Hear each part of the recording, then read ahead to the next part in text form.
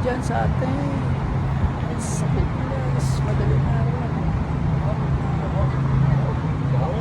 5 o'clock in the morning sa atin. Gabing-gabi na. Kaya yan. Pagandang lugar. Sulit yung pasyal ko ngayon.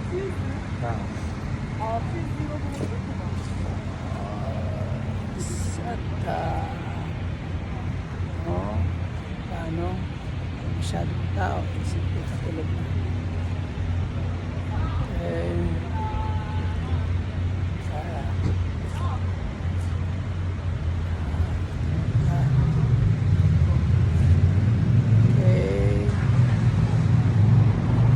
God bless sa lahat. Ingat.